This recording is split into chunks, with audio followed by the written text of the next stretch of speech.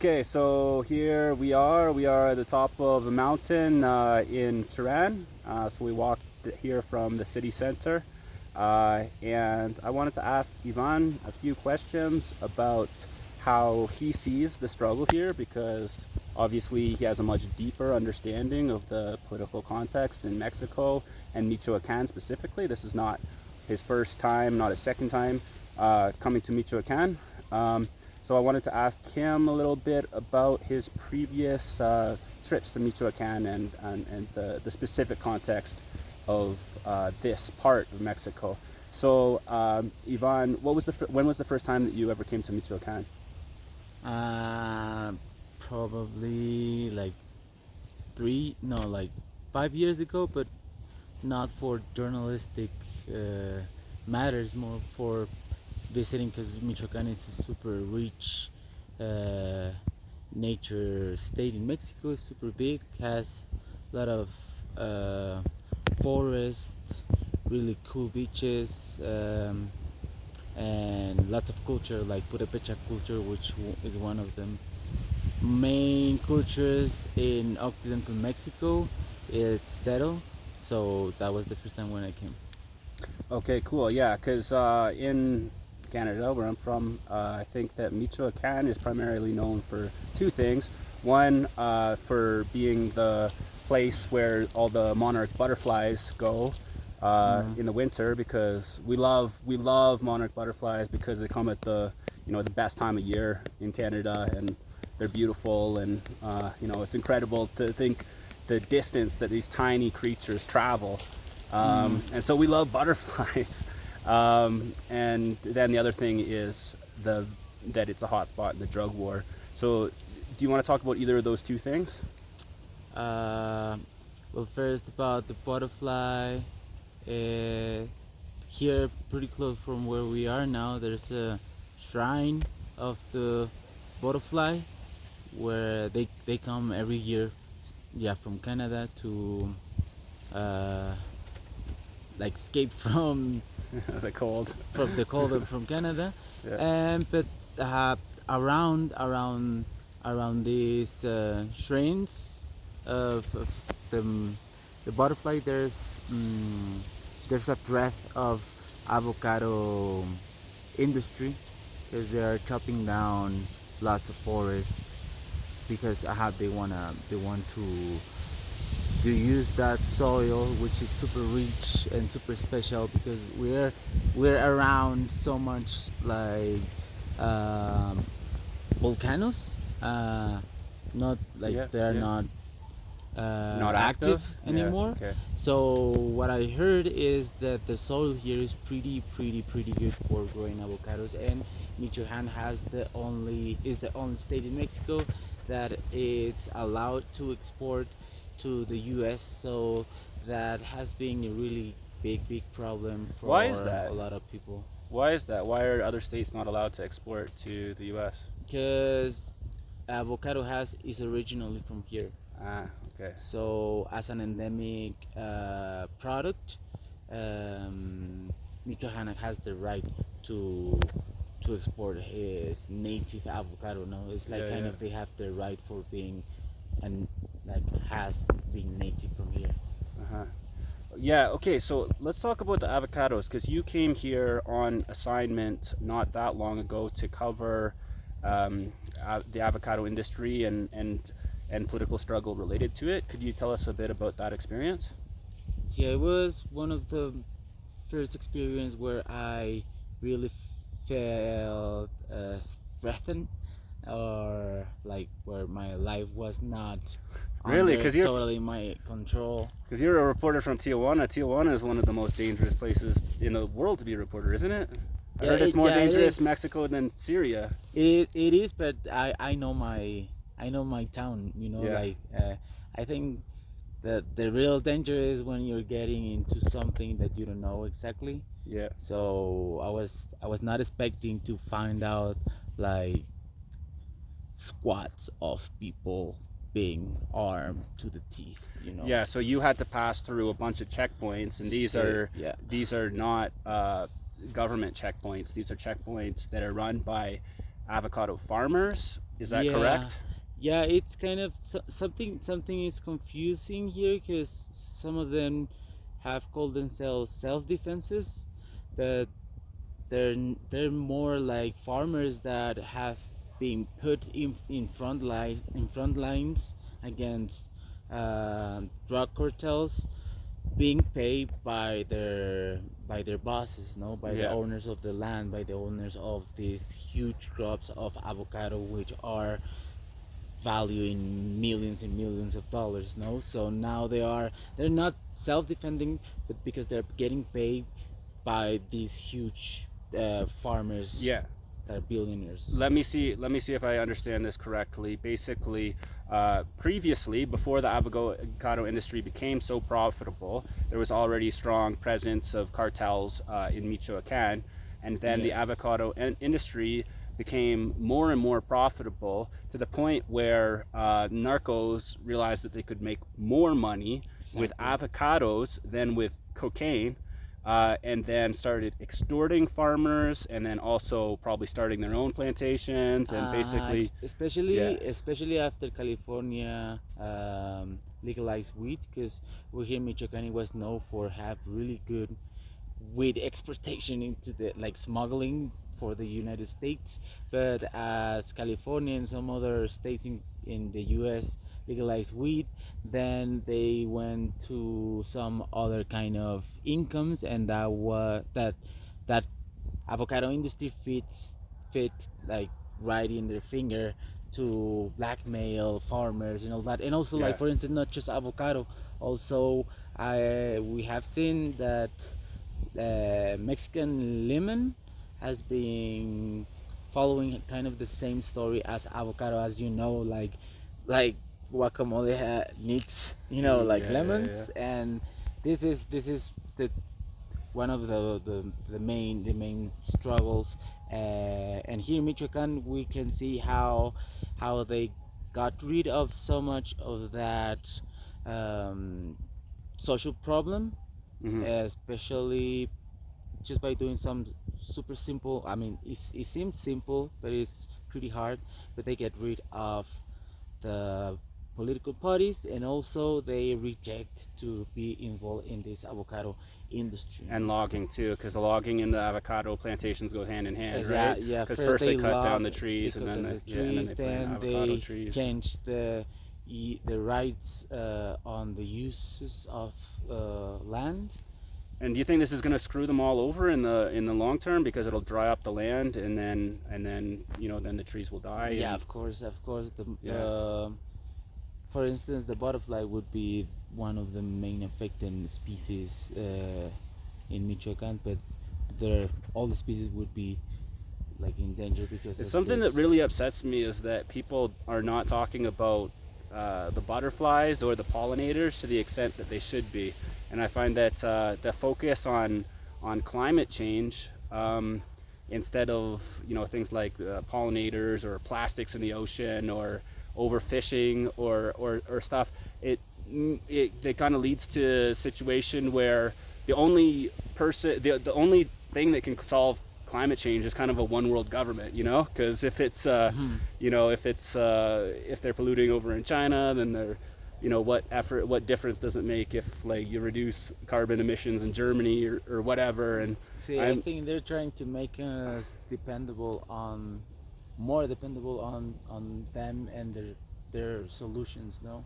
hmm So yes, totally a big issue. Hope like as well that people that see this video, whatever, like take more conscience on what their consumption of products that are imported to your country are. that's one thing that I wanted to talk to you about, because I think that some people just like they think it's kind of funny about how narcos can make more money with avocados than with drugs, and the fight over avocados is bloody, and Yeah. it's not funny, it's real. And could you speak a little bit about that, and also the types of profits that exist in avocados? Yeah, it's totally not funny because there's people dying here. There's people like, for instance, Homero Gomez, which was one of the uh, defenders of these lands due to protect butterflies. was murder in Mexico. Like life, it's not that valuable that other countries know. So um, I guess uh, until you come here and see like, or until you make your own research and see how much people is dying in south global countries, um, you get the picture of, no, like we're not exactly on war, on a declared war, but we are dying as we were Well, in within one, way no. more than the Ukraine, for instance, right? Like compare the death toll of the Mexico's drug war over the last 10 years to, you know, the death toll Yeah, in for instance, in the 2012 is Felipe Calderon president declared war, so we can say that we are 10 years under a war on drugs and war on poor people, because a lot of poor people that used to have their farms are not being like exploited by narco cartels to do the dirty work, and those poor people are the people that end up in jail because they had no option than, for instance, growing opium in Guerrero or growing here marijuana or something like that. Like poor people. The war is in war against poor people, against poor people, and against drugs. yeah. But in this horrible nonsense way, just to demonize everything, Do you think? I know how I feel about this. That the prohibition has failed. It was, that Yeah, we should totally. end the drug war and legalize all drugs. And do you think that that will ever happen, or do you think that there's any end in sight to the drug war? Oof. At least for weed, it's kind of happening, because at least in North Mexico, like weed is smuggling from north to south, which never happened before. But yeah, the truth is that we still have in Mexico a lot of people that wants illegal drugs. Hmm. So I think this problem will take still a long time to be solved. But yeah, this way of just declaring war on drugs hasn't have any result from the last 10 years, so we should change it. Yeah, no, it's really horrifying to think that like how many people have suffered just as a result of fucking bureaucrats trying to extend their like big budgets, because after the fall of the Soviet Union, then the Pentagon and like the CIA, they needed to justify their budgets, and so they started this fucking drug war Yeah, just to war. justify their own fucking salaries. Yeah, we So should know. fuck bureaucrats. Fuck bureaucrats, fuck war, because that's the way that the US at least has been getting lots of power and a lot of profits. Oh No, yeah, lots of profits that's the thing, is that they're making too much money to for from this to war. end. To yeah, for like the intelligence agents get money for going after the narcos, and the narcos make money because the drugs being illegal makes the price higher. And they exist in a symbiotic relationship. They each depend Yes. upon each other. Like if the like, not that they could do this, but if the like if the state was successful in stopping the flow of drugs, that they would be out of jobs. They wouldn't, and so they're not going to do that. Yeah, imagine Los Angeles without meth. How Dude, crazy would imagine be. the trucking industry without meth. The country Imagine would grind to a like halt. you won't find any food in any supermarket without the drug supply. Or oil, man, oil. They're the crazy shift work that they do.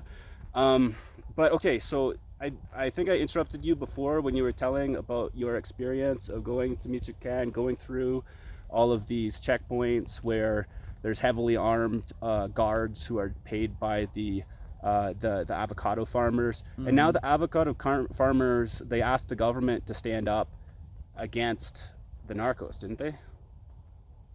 Yes, they're of course they are in their right. No, supposedly they're paying taxes to be to be defended by the state against these outlaw organizations. No, um, and but the thing is,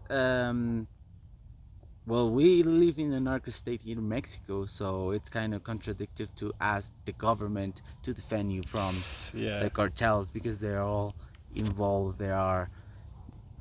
They're they love each other, you know. There's like there's a gap Well, between what's what, there's no gap between them. They're like into like kind of a bonding here. well, you told me that the ultimate conspiracy theory is that there are no narcos, right? Well, there's some people that believes that narcos they don't have the power that they seems to, because they can be easily smashed by the state, but the state is they don't want this, They want so to maintain the they balance want of to power. basically. Well, this I don't remember this the name of this author, but it's he write a book about it. His last name is Zavala. Don't remember he come from El Colegio de la Frontera Norte, which is one of the main colleges for this kind of investigations in the border. And he said that cartels are created by international capitalists to displace people from lands where are super rich in goods, and then when after they can go in these communities and buy their land by legal processes, they they use this plan B, which is cartels. They terrorized all the community and people start to escaping, right?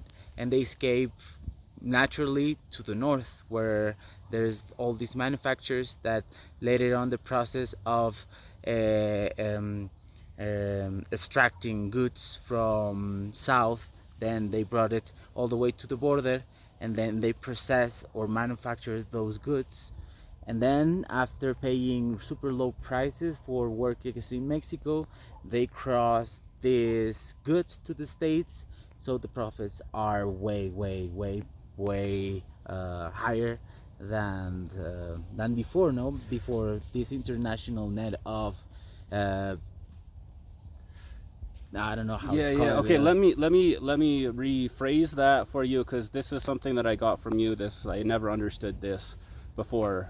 The reason for Mexico's drug war is basically that it is a way to separate the people from the land so that both can be exploited, so that the resources of the land can be exploited, and so that the people no And then longer are self-sufficient. people Yeah, displaced, they usually sell their work cheaper.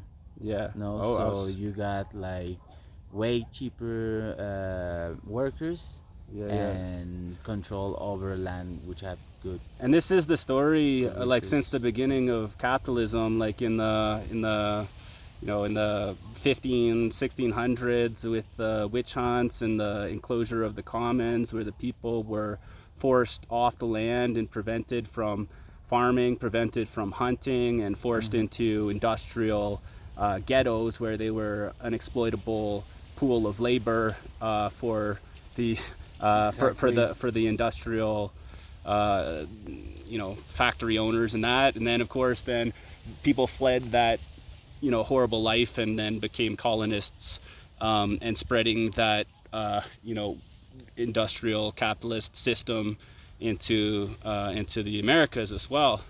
um, and it's Yes, like, yes, where that's does this basically. end? Yeah, basically it's capitalism like redoing what they have done by I don't know, like probably 2,000 years ago. Yeah. Just reproducing the same practices. Just now, I guess it's easier to make it in like a huge in a whole continent, no? Like from Argentina to Mexico and Africa, South Asia, and the global South, no? They want to extend this industrial capitalist system to every corner of the earth and control everything basically. Yes, basically, no. Yeah. That's until they eat each other Yeah, until they and die. figure out that yeah, until they figure out that they can't eat money, and then they resort to cannibalism, start So, eating each other. so that's Yeah, bleak capitalism. future. It eat Yeah, each other. It eat by it's eaten by itself. No. I think that's the direction that this is going. No, I'm joking about the cannibalism thing, but that the greed eventually will be the downfall of this entire capitalist world order. You know that it'll Hmm. start feeding on itself and destroy itself that way. Okay, but last thing, because I don't think we finished this is now. But the government didn't step in to defend the farmers, and so now they've armed themselves. Is that correct? Could you speak a little bit more about Yeah. your? Yes. They in some specific spots they react like the government actually sends some Guardia Nacional and all that. Uh, but some others that are pretty controlled by cartels, which is more or less like 80 or 100 kilometers from here in the border between Jalisco State and Michoacan State. There's places that even if they want, They they wouldn't can't. be able to go in without having losses of soldiers because they're heavily armed. Yeah. And this leads to another topic, which would be the fluence of heavy arms Yeah. from the United States into Mexico. No. And then, well, and then AMLO's got kind of a non-aggression policy towards cartels, right? The abrazos. Abrazos no balazos. Yeah, it's hugs not bullets. So hugs for the drug dealing criminals who are See, terrorizing the campesinos. is every time that a president gets power, there's like a readjustment of power and drug drug powers as well. And there's some cartels that have been not like benefit straight, but that have been less damaged by this government politics. And yeah, appears at least from what we see, from what we saw 2 years ago when Chapo's son was detained in Sinaloa. Basically what Sinaloa cartel did was ban the government and make him, push him to make let him free, no. Yeah, yeah. So They have that power. yeah, this president is not declaring war straight on drug as Yeah. Felipe Calderon 10 years ago. So he's more like a resilient Yeah, yeah. president, you know. That's why I guess people is so sick of violence. So probably the promise of this president look more attractive to them instead of just the straight war against cartels. Yeah, okay. Yeah, because I mean, I guess there's no solution to the problem of drug cartels because you can't you can't eliminate them through violence, and they're gonna keep doing their thing if they're not confronted as well, right? Yeah, yeah. So there's don't remember as well who or which year it was. Uh, Maybe when in Felipe Calderon government. But for instance, it depends as well how much you see in media, you know. Hmm. So for instance, this Enrique Peña Nieto government was paying like mainstream media to not show up all the violence, no. So they Hmm. were being paid for not showing the violence. So but now that violence, that mainstream media is not like saying the truth totally, of course. But now this drug cartel became an entertain industry, no. Yeah, yeah, yeah. So That's a weird thing about I mean there's a lot of glorification of narcos on Netflix and this this kind of whole genre of narco movies, and I guess you can't blame the kind of, because they make good stories, no doubt about that. Sí. But how do you feel about the glorification of narcos in popular Mexican culture? Um, I mean, it's kind of hard to say because people like I don't want to judge a a like population from um, from their reactions after being under control of one political party for 70 years, you know. Yeah, and then also So and pushed they down by the U.S., of course, and then you see people who are, not, who are not submissive, who are, getting exactly rich they're and they're they're getting going power, they're and going with it. yeah, At least what what this kind of a serious show is like, they're the ones that are making money, they're laughing at the government, and that at the end I think we all Mexicans in a way um, celebrate them because we still have some revolutionary uh, dreams. I don't know, like the revolution we have, it was a good idea, but then like that political party that came after the revolution turned into a right wing yeah, yeah. party, you know. So we're still like, Institutional revolution, as if yeah, that's not a yeah. contradiction. Yeah. So I don't know. I don't wanna critique people because they are so needed of someone that can see uh, for their Do you for do you no think there's a it's, possibility for like a revolutionary gangsterism?